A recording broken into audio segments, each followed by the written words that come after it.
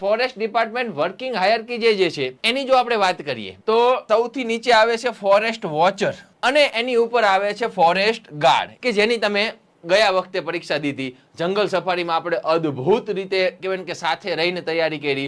અઢળક આપણા વિદ્યાર્થીઓ પાસ થયા. ઘણા બધા વિદ્યાર્થીઓના મેસેજીસ આવ્યા, ફોન કોલ્સ આવ્યા, મળવા માટે પણ આવ્યા.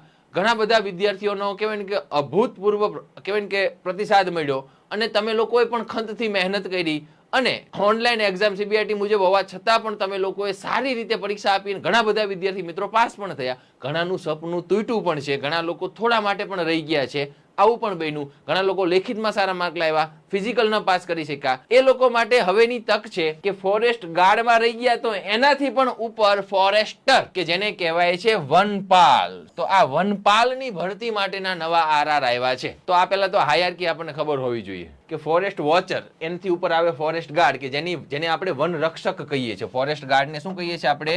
વન રક્ષક બીટ ગાર્ડ પણ કહીએ છીએ. વનરક્ષક બીટ ગાર્ડ પણ કહીએ છીએ. વનરક્ષક અથવા તો બીટ ગાર્ડ કહીએ છીએ. તો વનરક્ષક, ફોરેસ્ટ ગાર્ડ અથવા તો બીટ ગાર્ડ જે છે એનાથી પણ ઉપર આને એક સ્ટાર હોય શોલ્ડર ઉપર વનરક્ષક ને, બીટ ગાર્ડ ને, ફોરેસ્ટ ગાર્ડ ને, તો ફોરેસ્ટર ને 2 સ્ટાર છે ભાઈ, ડબલ. સમજાય? ગ્રેડ પે ઊંચો, પગાર ધોરણે ઊંચું, બધું ઊંચું વનપાલનું. તો વનરક્ષકમાં જે લોકો રહી ગયા છે, વનરક્ષકમાં જે લોકો રહી ગયા છે એ લોકો જે છે એના માટે સુવર્ણ તક છે કે હવે વનપાલ તમે બની શકો છો.